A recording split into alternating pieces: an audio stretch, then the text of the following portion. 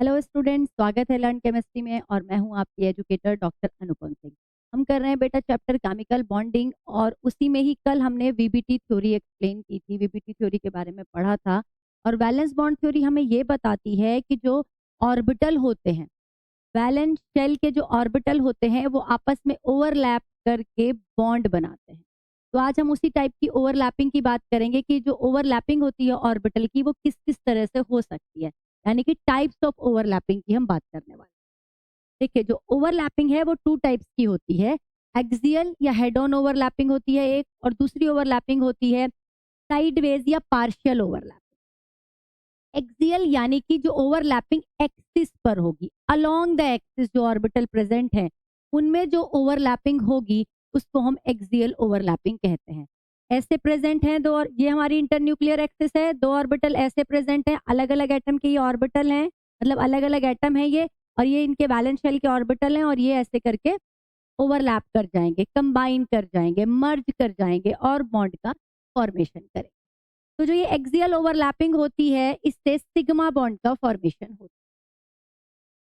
वहीं अगर दो ऑर्बिटल, ये हमारी इंटरन्यूक्लियर एक्सिस है, this is the internuclear axis, और दो ऑर्बिटल ऐसे प्रेजेंट है ना, अलोंग द एक्सिस प्रेजेंट नहीं है, they are not present at along the axis, है ना, perpendicular to the axis present है ये, और ये आपस में ऐसे ओवरलैप करते हैं। दो ऑर्बिटल ऐसे पास आए और आपस में ऐसे ओवरलैप कर गए, दिस इज कॉल्ड, साइड से ओवरलैप किए हैं, that's why it is called sideways overlapping. और यहाँ पर जो ओवरलैपिंग का जो एक्सटेंट होता है वो थोड़ा कम होता है, इसीलिए इसको हम पार्शियल ओवरलैपिंग भी कहते हैं। और यहाँ पर इस टाइप की ओवरलैपिंग से बनते हैं पाई बॉन्ड। तो इसका मतलब हम सिग्मा बॉन्ड के फॉर्मेशन और पाई बॉन्ड के फॉर्मेशन की आज बात करने वाले हैं। इसके अलावा एक और बॉन्ड फॉर्म होता है जिसे हम डेल्टा बॉन्ड कहते हैं। This is not in your course, लेकिन फिर भी थोड़ा सा इसके बारे में मैं जरूर बताऊंगी आपको वीडियो में। पहले हम बात करते हैं सिग्मा और पाई बॉन्ड।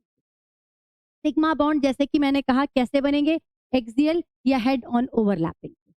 तो जो ये एक्सियल ओवरलैपिंग होती है ये ऑर्बिटल के अंदर प्रेजेंट होगी। तो पहले अगर मैं एस और एस ऑर्बिटल लूं, पहले कौन सा ऑर्बिटल लूं, एस एस ऑर्बिटल के बीच में ओवरलैपिंग कराऊं, तो इसे कहेंगे S S orbital overlapping, S S overlapping, S S axial overlapping, है ना।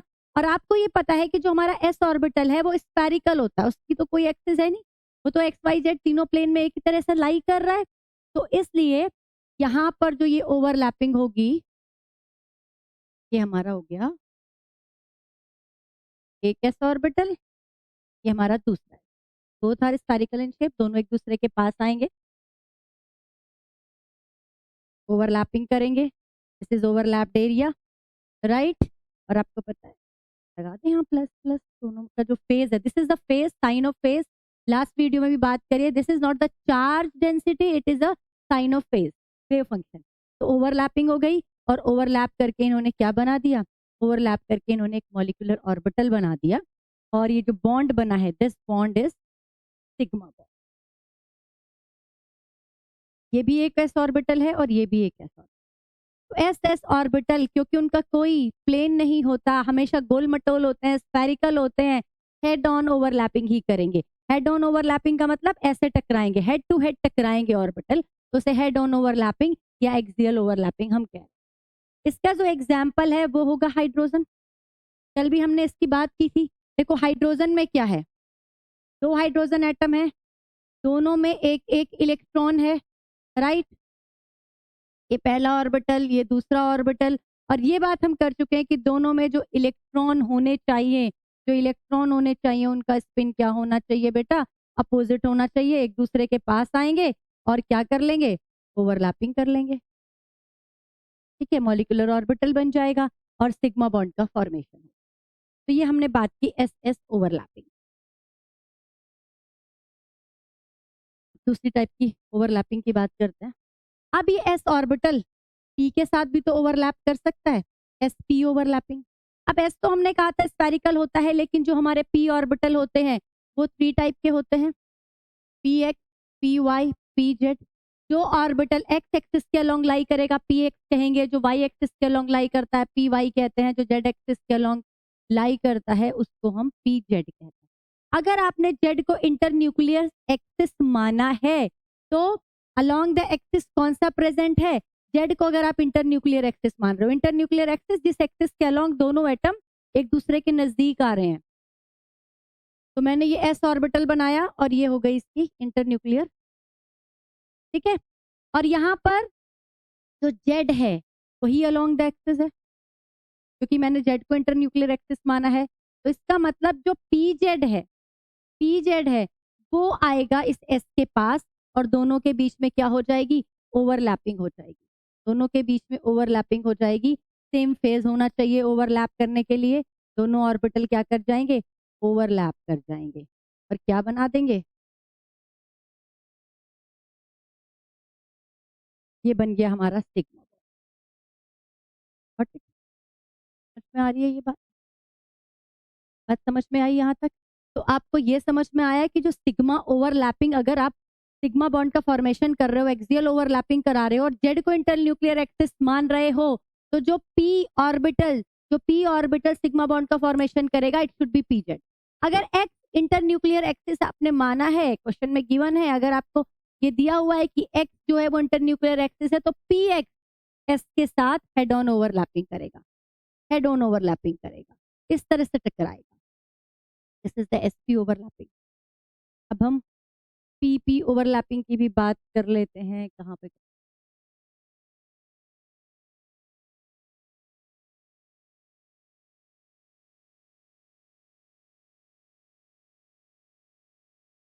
पीपी ओवरलैपिंग थर्ड टाइप की ओवरलैपिंग है।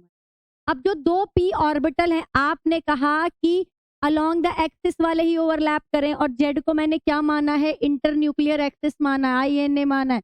तो दिस इज इंटरन्यूक्लियर एक्सिस,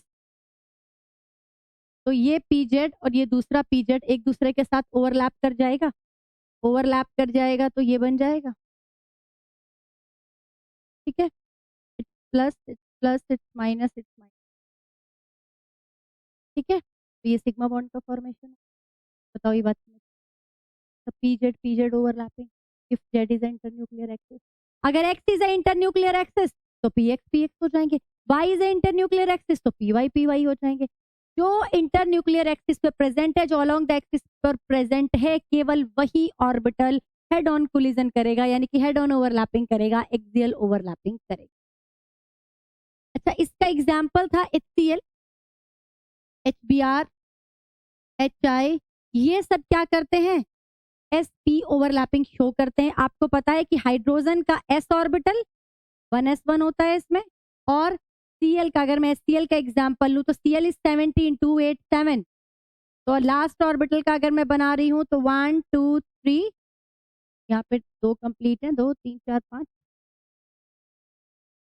ये एक अनपेयर्ड इलेक्ट्रॉन है। This unpaired electron and this unpaired electron एक दूसरे के साथ क्या करेंगे? ओवरलैप कर जाएंगे, और ये जो ओवरलैपिंग होगी वो sp ओवरलैपिंग होगी, सिग्मा बॉन्ड का फॉर्मेशन होगा इन case of HCl, in case of HBr, in case of H। इसका जो एग्जाम्पल होता है वो है C2H2 में देखते हैं आप इसे, इथीन में देखते हैं आप इसे, ठीक है। इथीन में क्या होता है कि जो कार्बन और कार्बन है आपस में वो क्या कर रहे हैं? PP ओवरलैपिंग कर रहे हैं, सिग्मा बॉन्ड का फॉर्मेशन कर, राइट? यहाँ तक क्लियर हो गया? अब इसके अलावा मैम आपने एस और पी की बात करी, आपने डी की बात नहीं करी बेटा, क्योंकि वो सिलेबस में नहीं है आपके, लेकिन फिर भी मैं यहाँ पर आपको डी जरूर बताऊंगी। देखिए डी का भी एक एग्जाम,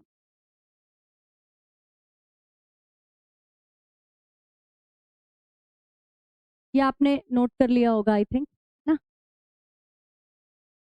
फोर्थ केस हम देखते हैं कि अगर डी डी ऑर्बिटल हो तो क्या वहां पर भी sideways, sorry, head on collision होगा? बिल्कुल होगा। देखिए जो डी ऑर्बिटल होते हैं वो 5 टाइप के होते हैं। 5 टाइप के होते हैं, कौन कौन से? D x y, d y z, d z x, d x square minus Y square and d Z.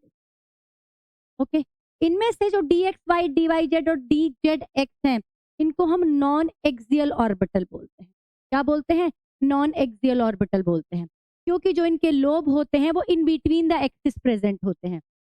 अगर ये एक्सिस है तो these are in between the axis. अगर मैं इसको एक्स वाई बनाऊं तो ये एक्स प्लेन हो गया, ये वाई प्लेन हो गया, इन बिटवीन द एक्सिस प्रेजेंट होते हैं। अलोंग द एक्सिस प्रेजेंट नहीं होते तो इनको हम कहते हैं non axial orbital, non axial orbital. But in case of dx square and dx square minus y square and dz square, both orbital are axial in position. These are axial orbital क्योंकि जो इनके lobes होते हैं वो along the axis present होते हैं, along the axis present होते हैं, ऐसे present होंगे, along the axis present होंगे। ये x plane माना, ये हमने y plane माना, तो ये इस तरह से बनेगा dx square minus। और हम कौन सी ओवरलैपिंग की बात कर रहे हैं? We are talking about axial overlapping.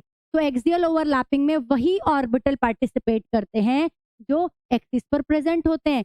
इसका मतलब कि अगर हम एक्सियल ओवरलैपिंग की बात कर रहे हैं तो डी का d x square minus Y square and d z square, केवल यही दो ऑर्बिटल सिग्मा बॉन्ड के फॉर्मेशन में पार्टिसिपेट करेंगे। Got it? यहां तक ये बात समझ में आ गई? और इस तरह की जो ये ओवरलैपिंग होगी उसे हम कहेंगे डी डी कॉम्बिनेशन। कौन सा है ये? D d overlapping. D d में कौन से वाले करेंगे? D x square minus Y square and d z square, जो कि एक्सियल है, सिर्फ वही बॉन्डिंग में पार्टिसिपेट करेंगे। एक मिनट इसको हटा रही हूं। देखिए फॉर एग्जाम्पल हमारे पास ये d x square minus y, ये एक्स प्लेन है, ये वाई है, और ये हमारे पास दूसरा डी एक्स, ये एक्स प्लेन है। तो यहाँ पे क्या होगा? ये जो दोनों लोब हैं ये आपस में क्या कर जाएंगे? ओवरलैपिंग कर जाएंगे, और ओवरलैपिंग करके ये क्या बनाएंगे? सिग्मा बॉन्ड का फॉर्मेशन। सिग्मा बॉन्ड का, क्लियर हो गया? सिग्मा बॉन्ड का फॉर्मेशन कहाँ होता है? जहाँ एक्सियल ओवरलैपिंग होती है, हेड ऑन ओवरलैपिंग होती है। जो ऑर्बिटल के lobe along the axis present होते हैं, केवल वही ऑर्बिटल के लोब ओवरलैप करते हैं और बॉन्ड का फॉर्मेशन करते हैं, और उस बॉन्ड को हम सिग्मा बॉन्ड कहते हैं। एक टाइप हमने पढ़ा एस एस ओवरलैपिंग, एस और पी ऑर्बिटल ओवरलैप करके एस पी ओवरलैपिंग दिखाते हैं। पी पी ओवरलैपिंग भी होती है। पी पी जो ऑर्बिटल लॉन्ग द एक्सिस है पी के, वो ओवरलैप करके पी पी ओवरलैपिंग करते हैं, सिग्मा बॉन्ड का फॉर्मेशन करते हैं। और इन case of D orbital only dx square minus y square and dz square both are axial orbital and they form sigma bond along the axis। यहाँ तक clear हो गया? ये हमने बात की किसकी? सिग्मा बॉन्ड के फॉर्मेशन की, किसकी? एक्सियल ओवरलैपिंग की।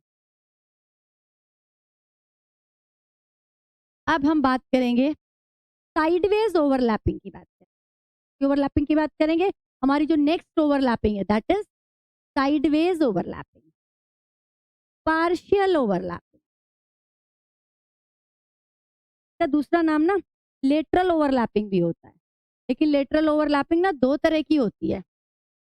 एक जिससे पाई बॉन्ड का फॉर्मेशन होगा, जैसे कि हम अभी बात करने वाले हैं, और एक जिससे डेल्टा बॉन्ड का फॉर्मेशन होगा। अभी हम उसकी भी बात करेंगे, मैं आपको बताऊंगी उसके बारे में भी।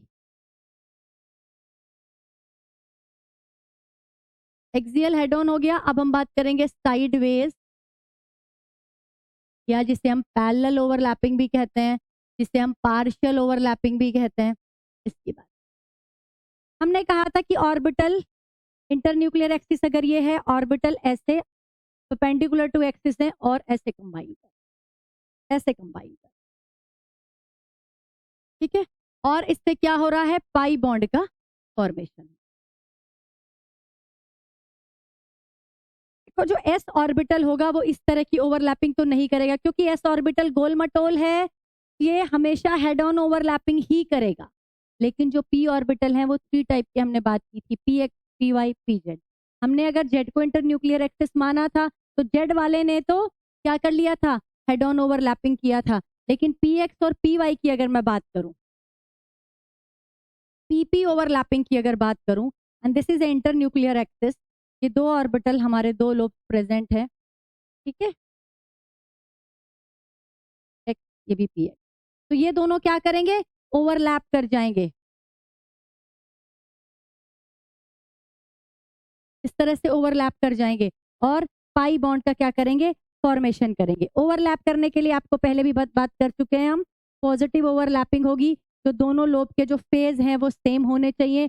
पॉजिटिव ओवरलैपिंग होगी तभी बॉन्ड का फॉर्मेशन होगा। दिस इज इंटरन्यूक्लियर एक्सिस, ये हमारी इंटरन्यूक्लियर एक्सिस। तो यहाँ पर क्या होता है, जो इलेक्ट्रॉन की डेंसिटी होती है ना, वो ऊपर और नीचे होती है। इसके इंटरन्यूक्लियर एक्सिस के अबव और बिलो द प्लेन प्रेजेंट होती है इलेक्ट्रॉन डेंसिटी। और इन केस ऑफ सिग्मा वो अराउंड द इंटरन्यूक्लियर एक्सिस होती है, क्योंकि वो इंटरन्यूक्लियर एक्सिस पे ही एक दूसरे से ओवरलैप कर रहे हैं। और ये क्या कर रहे हैं, इंटरन्यूक्लियर एक्सिस के ऊपर ऊपर ओवरलैप, की ऊपर वाली साइड ओवरलैपिंग हो रही है और नीचे वाली साइड ओवरलैपिंग हो रही है। तो इलेक्ट्रॉन की जो डेंसिटी होती है वो ऊपर और नीचे लाई करती है। Is it clear? ये समझ में आ गया? इसी तरह से अगर p y orbital, this is internuclear axis, ये पी वाई ऑर्बिटल है, ये पी वाई ऑर्बिटल है, अगर मैंने इसको वाई प्लेन माना है तो दिस इज इंटरन्यूक्लियर एक्सिस।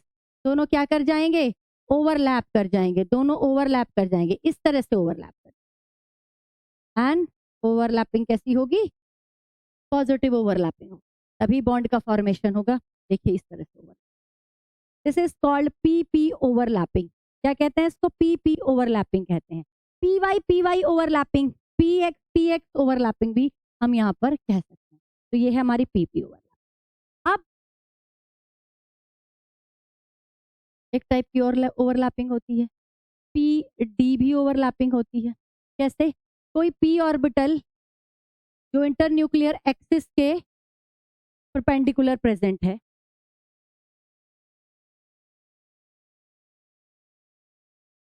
वो किसी ऐसे ऑर्बिटल के साथ क्या कर लेगा, ओवरलैपिंग कर लेगा, ओवरलैपिंग कर लेगा।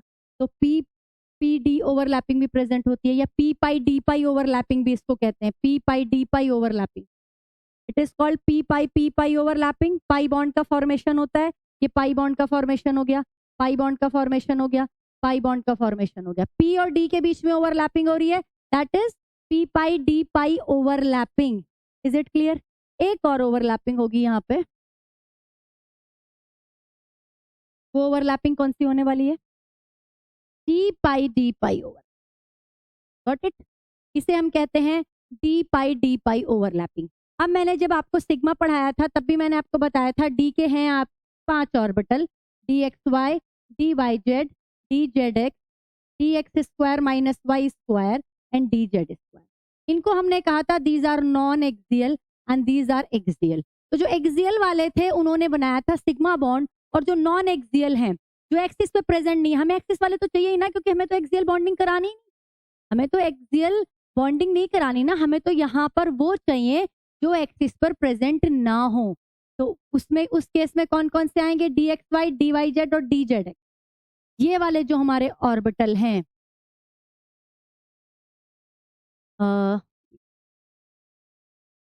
ये वाले जो हमारे ऑर्बिटल हैं, ये डी पाई बॉन्डिंग में पार्टिसिपेट करेंगे। देखिए कैसे होगी,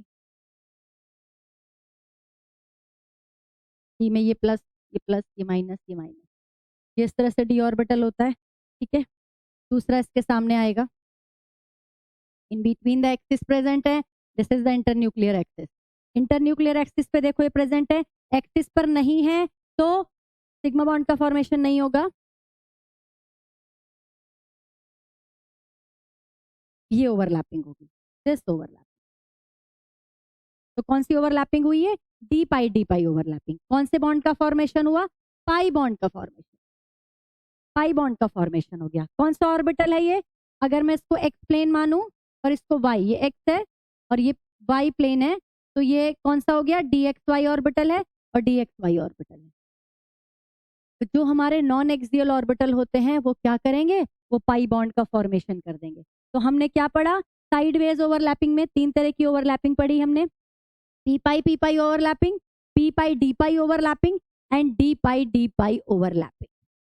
अच्छा, जब हमने क्लास स्टार्ट की थी तब मैंने एक और टाइप के बॉन्ड की बात की थी कि भाई एक्सियल ओवरलैपिंग से सिग्मा बॉन्ड का फॉर्मेशन होता है, साइडवेज ओवरलैपिंग से पाई बॉन्ड का फॉर्मेशन होता है, और एक टाइप के और बॉन्ड होते हैं जिनको हम कहते हैं डेल्टा बॉन्ड। डेल्टा बॉन्ड का फॉर्मेशन कैसे होता है, आप इसका स्क्रीनशॉट ले लीजिए। डेल्टा बॉन्ड की बात, जब ये ऑर्बिटल्स एक दूसरे के सामने प्रेजेंट हैं, चाहे वो एक्सियली प्रेजेंट हो चाहे वो परपेंडिकुलर प्रेजेंट हो, एक दूसरे के सामने प्रेजेंट हैं, तो ये क्या कर रहे हैं, ओवरलैप कर। तो एक और टाइप की ओवरलैपिंग होती है जिससे डेल्टा बॉन्ड बनता है। देखिए हमने सिग्मा बॉन्ड की बात करी, यहाँ पे पाई बॉन्ड की बात करी, और अब मैं डेल्टा बॉन्ड की बात कर। जल्दी से हम सिग्मा और पाई को भी रिवाइज कर लेते हैं। सिग्मा में एक्सियल ओवरलैपिंग होती है, इसमें साइडवेज ओवरलैपिंग। मैंने कहा था साइडवेज या पैरेलल ओवरलैपिंग होती है, और एक ही टाइप की पैरेलल ओवरलैपिंग होती है, और इसमें लेटरल ओवरलैपिंग।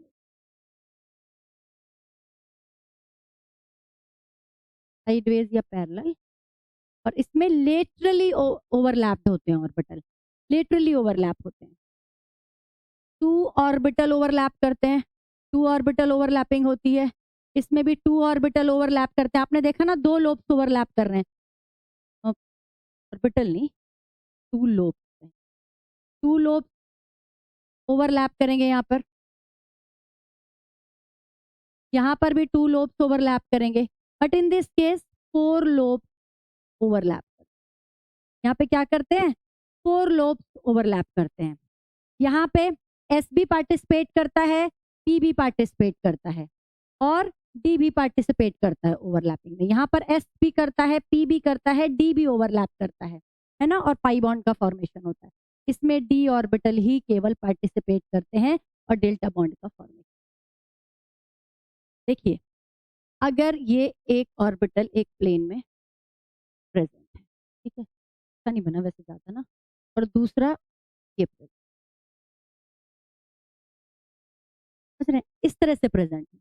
हमने इस तरह की बात की, हमने इस तरह की बात की, अब ऐसे प्रेजेंट है, अब ऐसे प्रेजेंट है, ऐसे प्रेजेंट है, मतलब कि भाई ये इसका एक्स एक्स, ये अपने एक्स और वाई एक्सिस में प्रेजेंट है, ये भी अपने एक्स और वाई एक्सिस में प्रेजेंट है, और ये एक्स और वाई एक्सिस हो गया, एक्स वाई एक्सिस में प्रेजेंट है, और जो ओवरलैपिंग होगी ना बेटा, वो along the z axis, along the z axis. बात समझ में आ रही है? चारों जो लोब्स हैं वो ओवरलैप कर जाएंगे। तो इस तरह की जो ओवरलैपिंग होती है उसे हम लेटरल ओवरलैपिंग कहते हैं, और जो बॉन्ड बनता है ना उससे डेल्टा बॉन्ड कहते हैं। और ये आप ध्यान रखेंगे डी ऑर्बिटल के केस में ही होता है इस तरह की ओवरलैपिंग।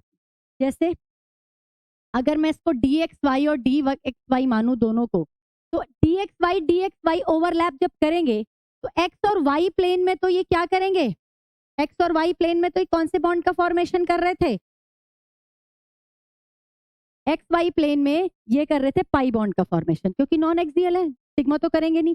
लेकिन along the z axis, along the z axis ये डेल्टा बॉन्ड का फॉर्मेशन करेंगे। बात समझ में आ रही है?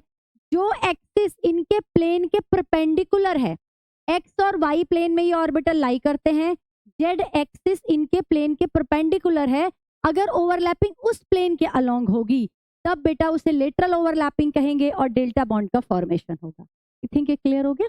इसी तरह D x square minus Y square है, D x square minus Y square है, इन दोनों के बीच में ओवरलैपिंग हो रही है। एक्स वाई प्लेन में कौन सी ओवरलैपिंग कर रहे हैं, सिग्मा ओवरलैपिंग कर रहे हैं, लेकिन एक्सियल है दोनों। अगर जेड एक्सिस की बात करें तो वहां पर ये डेल्टा बॉन्ड का फॉर्मेशन करेंगे along the z axis. Clear? अगर मैंने लिया d y z, d y z, तो वाई और जेड प्लेन में ये पाई बॉन्ड का फॉर्मेशन करेंगे, और अलोंग द एक्स एक्सिस जो ओवरलैपिंग होने वाली है, एक्स एक्सिस के अलोंग जो लेटरल ओवरलैपिंग होने वाली है, वहां पर ये डेल्टा बॉन्ड का फॉर्मेशन करेंगे। क्लियर हो गई ये बात? तो तीन तरह के बॉन्ड बना रहे हैं, sigma bond, pi bond and delta bond. Sigma bond बनता है एक्सियल या हेड ऑन ओवरलैपिंग से, पाई बॉन्ड पैरेलल ओवरलैपिंग से, और डेल्टा बॉन्ड बनता है लेटरल ओवरलैपिंग। तो जो सिग्मा और पाई बॉन्ड है ये जनरली यही मेनली आपके सिलेबस में है 11th के, और हम आगे इसकी ही बात करने वाले हैं, तब तक आप इसे फटाफट कॉपी कीजिए।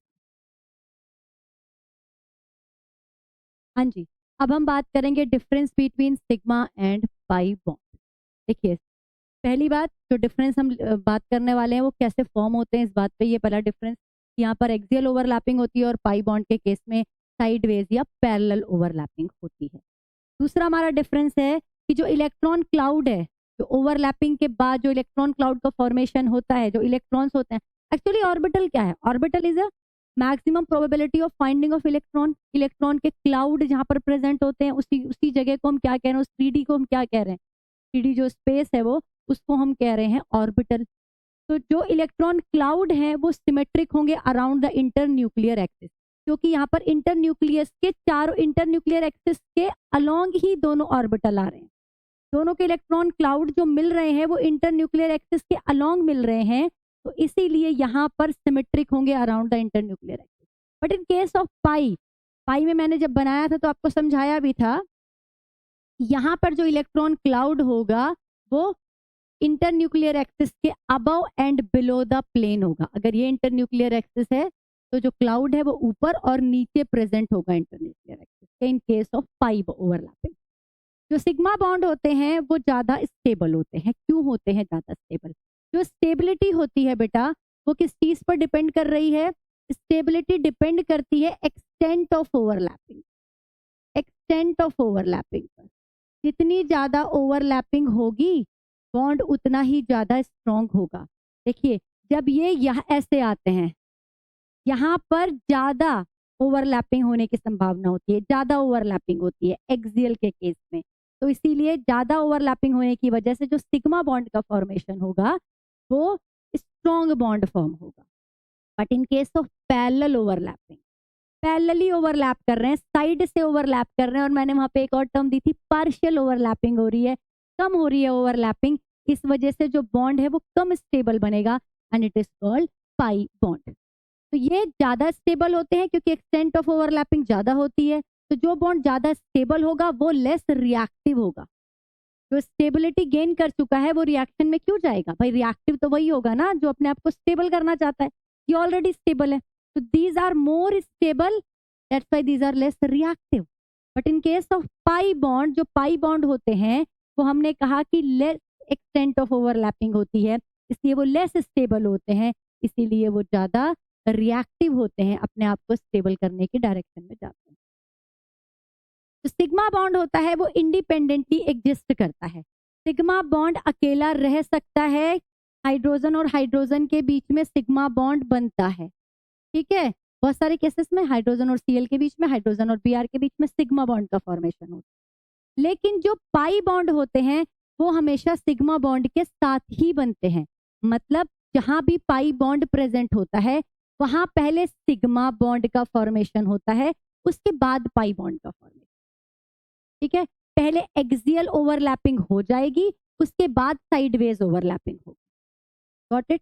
जो ऑर्बिटल है पहले एक्सियली ओवरलैप करेगा, उसके बाद साइडवेज में ओवरलैप करेगा, पैरेलली ओवरलैप करेगा। अगर एक्सियल ओवरलैपिंग नहीं हो रही है तो पैरेलल ओवरलैपिंग नहीं होगी। अगर सिग्मा बॉन्ड वहां नहीं बन रहा है तो पाई बॉन्ड का फॉर्मेशन नहीं होगा। पहले सिग्मा बॉन्ड बनना जरूरी है, उसके बाद ही पाई बॉन्ड बनेगा।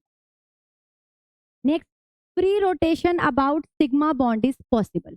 तो सिंगल बॉन्ड होते हैं, सिग्मा बॉन्ड, सिंगल बॉन्ड। देखो ये भी मैंने बताया है आपको कि अगर एक सिंगल बॉन्ड है तो वो सिग्मा बॉन्ड है, अगर डबल बॉन्ड है तो पहले सिग्मा बना और फिर पाई बना, और अगर ट्रिपल बॉन्ड है बेटा तो एक पहले सिग्मा बना और दो पाई। ये चीज आप याद रखिए। सिंगल बॉन्ड सिग्मा बॉन्ड होता है। अब यहाँ पर जब दो बॉन्ड है तो पहले तो एक ही बॉन्ड बना होगा, दैट इज सिग्मा, उसके बाद पाई बना होगा तो दूसरे वाला पाई है, ठीक है। ऐसा कुछ नहीं है कि ऊपर वाला पाई होगा या मैम नीचे वाला पाई होगा, ऐसा कुछ नहीं है। दो अगर डबल बॉन्ड है तो उसमें से एक सिग्मा है और एक पाई, ठीक है। तीसरा जो हेड ऑन ओवरलैपिंग से बना होगा वो सिग्मा है और जो पैरेलल से बना होगा वो पाई है। जब ट्रिपल बॉन्ड होता है तो पहले सिग्मा बना है और उसके बाद दो पाई बॉन्ड है वहां पर, ठीक है, उस ट्रिपल बॉन्ड के केस जो कि बने हैं पैरेलल ओवरलैप। तो ये बात याद रखेंगे आप। तो जो सिग्मा बॉन्ड होता है सिंगल बॉन्ड होता है, इसके अलोंग ऑर्बिटल की और इसके अलोंग जो ग्रुप प्रेजेंट होते हैं, जो एटम प्रेजेंट होते हैं वो फ्रीली मूव कर सकते हैं।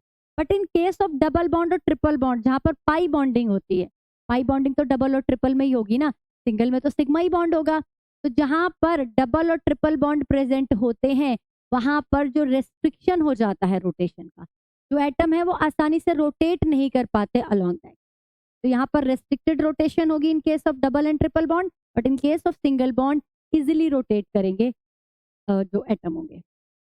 अब सिक्स्थ, पॉइंट क्या है, तो ज्योमेट्री होती है कंपाउंड की, वो केवल और केवल सिग्मा बॉन्ड ही डिटरमाइन करेगा। पाई जो बॉन्ड है उसका कोई रोल नहीं होता ज्योमेट्री डिटर्मिनेशन में, सारा का सारा जो रोल है वो सिग्मा बॉन्ड का होता है।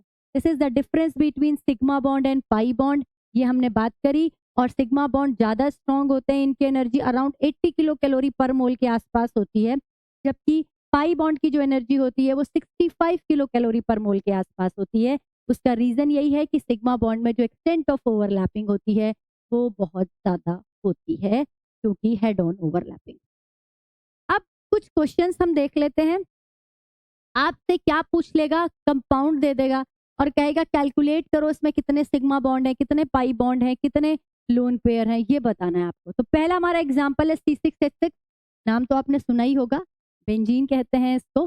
तो अगर मैं बेंजीन, बेटा अगर स्ट्रक्चर आपको आती है बनानी, स्ट्रक्चर अगर आप बना लेंगे तो आप आसानी से निकाल लेंगे इन क्वेश्चन के आंसर। अब स्ट्रक्चर को देखकर समझ में आ रहा है भाई, बेंजीन में ये 6 कार्बन है, ये 1 2 3 4, ये 6 कार्बन है, ठीक है। हर एक कार्बन के साथ ये हाइड्रोजन जुड़ी हुई है। देखो आपको पता है कि कार्बन की वैलेंसी 4 होती है, तो इसने 4 बॉन्ड बनाने हैं। हर एक कार्बन को आप देख लो, ये कार्बन है, 1 bond, 2 bond, 3 bond, 4 bond. Clear? इस कार्बन की अगर बात करूं तो 1 बॉन्ड, 2 बॉन्ड, 3 बॉन्ड, 4 बॉन्ड। हर एक कार्बन आप देख लो 4 बॉन्ड बना रहा है, तभी कंपाउंड स्टेबल है ना, अपने चारों वैलेंसी कंप्लीट करेगा, तभी तो ये मॉलिक्यूल का फॉर्मेशन हुआ। अब यहाँ पर बात क्या कर रहे हैं कि सिग्मा कितने हैं इसमें, पाई कितने हैं इसमें, लोन पेयर कितने हैं, ये बता। जितने भी सिंगल बॉन्ड है वो सिग्मा है, काउंट कर लो। बाहर वाले 6 हाइड्रोजन सिग्मा से जुड़े हुए हैं, सिंगल बॉन्ड से जुड़े हुए हैं, तो 6 सिग्मा ये हो गए। 7 कार्बन, डबल बॉन्ड में भी एक सिग्मा होता है, तो 1 2 3 4 5 6 7 8 9 10 11 12।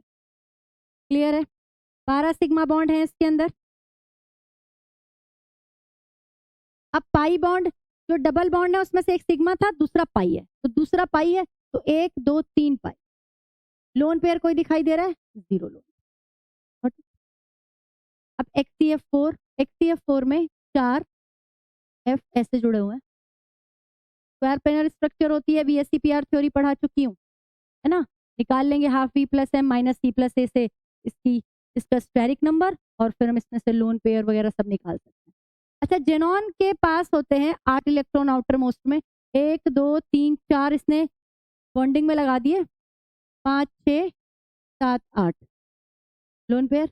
इसने लोन पेयर पूरे मॉलिक्यूल में पूछा है, तो फ्लोरीन के पास भी तो लोन पेयर होंगे भाई। एक आउटर मोस्ट में फ्लोरीन के 7 इलेक्ट्रॉन होते हैं, 17 ग्रुप का एलिमेंट है, 9 एटॉमिक नंबर होता है, 2 और 7 कॉन्फ़िगरेशन होगा, 7 आउटर मोस्ट में इलेक्ट्रॉन होते हैं।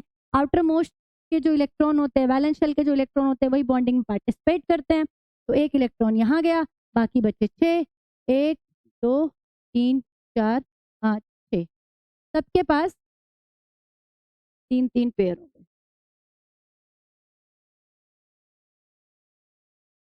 टोटल पेयर कितने हो गए, काउंट कर लो, 3 3 तो इनके पास हो गए, 12 और 2 ये 14 पेयर। लोन पेयर कितने आ गए, 14। सिग्मा इलेक्ट्रॉन कितने हैं, 1 2 3 4, सॉरी सिग्मा बॉन्ड 4। पाई कोई दिखाई दे रहा है क्या, मुझे तो नहीं दिखाई दे रहा, दे रहा है? गॉट इट, समझ में आ गया। H3PO3 हटाना पड़ेगा ये यहाँ से, H3PO3 की स्ट्रक्चर बनाते। मैंने बहुत बार ये भी बताया है कि जब भी आप फॉस्फोरस बनाएं, फॉस्फोरस के साथ एक ऑक्सीजन को डबल बॉन्ड के साथ जोड़ दें। बाकी हमने ऑक्सीजन, 3 ऑक्सीजन है हमारे पास, 3 ऑक्सीजन बना दी, 3 हाइड्रोजन बनानी है। This is the structure. अब इसमें फॉस्फोरस की अगर मैं बात करूं, आउटर मोस्ट में 5, 1 2 3 4 5, फॉस्फोरस के सारे इलेक्ट्रॉन खत्म हो चुके हैं। ऑक्सीजन की बात करूं तो आउटर मोस्ट में 6, 1 2 3 4 5 6, 3 4 5 6। इस वाली ऑक्सीजन के 1 2 3 4 5 6। क्लियर हो गई ये बात। हाइड्रोजन के पास कोई लोन पेयर नहीं, एक इलेक्ट्रॉन होता है और ये बॉन्डिंग में गया हुआ। अब बात करें सिग्मा बॉन्ड की, सिग्मा बॉन्ड कितने हैं, 1 2 3 4 5 6, 6 सिग्मा बॉन्ड। पाई बॉन्ड कितने हैं?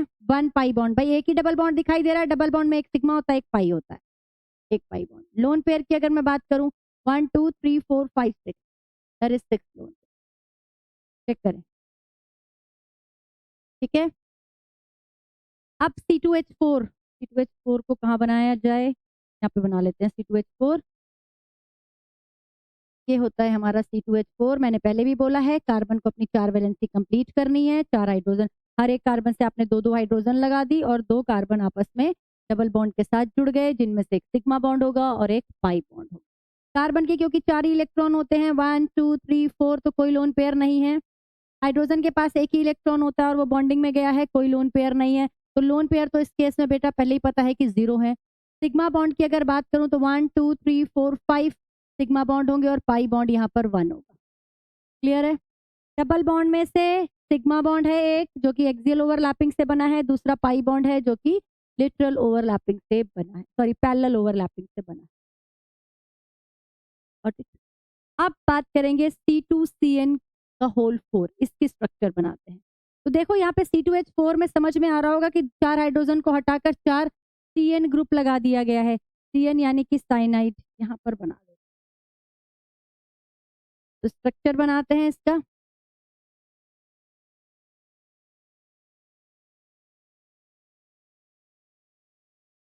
अच्छा यहाँ एक ट्विस्ट है, कार्बन और नाइट्रोजन के बीच में भी ट्रिपल बॉन्ड होता है, ये भी बनाना है आपको, क्योंकि काउंट आपको पूरे मॉलिक्यूल के सिग्मा और पाई करने हैं ना।